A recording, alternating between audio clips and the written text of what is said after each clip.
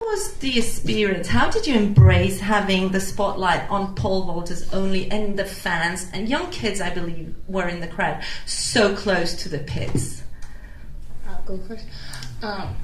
We were just talking about that as we were walking here, and I was actually saying I didn't love it as much because it felt like it wasn't a track meet.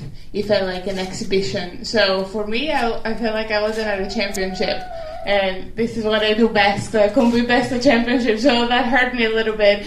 But I think it was great for the kids to be there. I think I loved them sitting on the track. I think that was something that probably has never happened before in track and field. I think maybe it would have been perfect to have some of the 60s or 60 hurdles in the middle, but it was innovative. I'm glad now there's a high jump this time. Sandy? I really loved it. I think it was a great way to get the fans really involved with the athletes, because when you're at a usual track meet, you've got tons of events going on, and if someone's trying to watch something like the pole vault, it can be difficult if you're sitting on the other side of a stadium trying to watch and you can barely see if we've even made a bar or missed a bar or which athlete is going.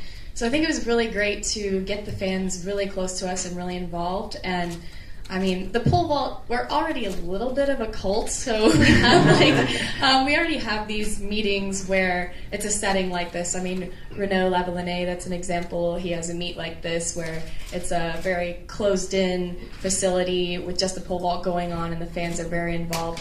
So I think we had a lot of fans who were already pole vault fans there watching, but at the same time, a lot of people who were there just for the World Championships and probably got introduced to the pole vault in this way and were able to see it up close and personal. So I think doing that same thing with other events who don't have that same opportunity like the pole vault does very often, because we're just weird, an opportunity like that is really good. So I think the high jump will gain a lot of new fans, and it just really gives an opportunity for fans to get to know it up close and personal. Stacey, you were one of the pioneers of women's pole vault, and actually you won the inaugural title when the event was introduced in 1997.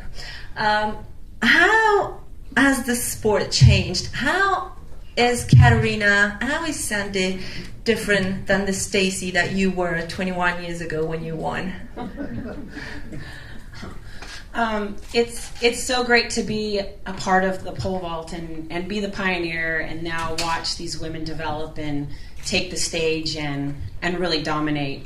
Obviously, you've seen these two women go head to head several times, and the rivalry that they have out on the field, and the technical cues that they take from their coach to just get a little bit better than the other, and that's something really fascinating to see. And like they both commented during the indoors, when you bring people out on the stage or on the field, you don't really get to appreciate how fast someone's running down the runway, how precise the pole needs to be dropped to hit the right jump, and then to hear them have those technical cues being given back and forth with the coach and try to compose yourself and stuff. So I think seeing them compete and to know that they're both so neck and neck in competition, and anybody at any given time could take the win, just shows how strong they are mentally and physically.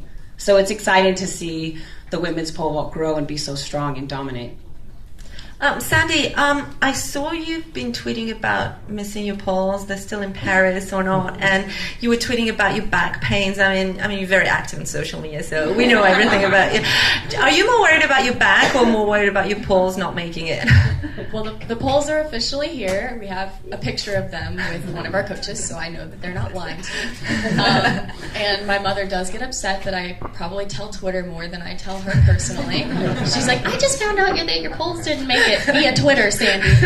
Sorry, mother. So, but my back is fine now. What it was I had a small protrusion in a disc, and it was pressing on a nerve stem. And back problems are very common with pole vaulters, and I had a cortisone shot, and it shrunk the protrusion right back into my spine. And I think the key will be not doing anything to irritate that, which it's kind of difficult because I'm going to go pole vault. But I think it'll just be kind of managing that and learning how to stay strong but stay healthy. And I think that's the key to being an athlete in general is pushing your body to its limits without breaking it. And we all have our physical weaknesses and things that we have to manage, whether it's our ankle or our knee or our back or our brain. And that's just part of being an athlete and learning how to manage those things. And Katarina, you've won in Rio, you've won in London, you won in Amsterdam, but you didn't win in Portland, so I just gave my excuse about Portland. Oh. So no excuse this time around? How would Birmingham gold feel? No excuse this time around. I mean, I'm coming into, every championship I've gone into, I say this is going to be the hardest one to win. And I said that in Rio, I said that in Amsterdam, I said that in Rio, I said that in London, and I say this now, this is going to be the hardest one to win. But I think this kind of pressure is what I thrive under. I love pole vault, I like training, I love pole vault, I love competing, but what I truly, truly love is competing at championships. I think this is what track and field is. So I've done good in the indoor season, but I'm ready to do my championship performance here. Well, best of luck. And enough from me now, so we'll take a few questions from the floor. Please raise your hand and wait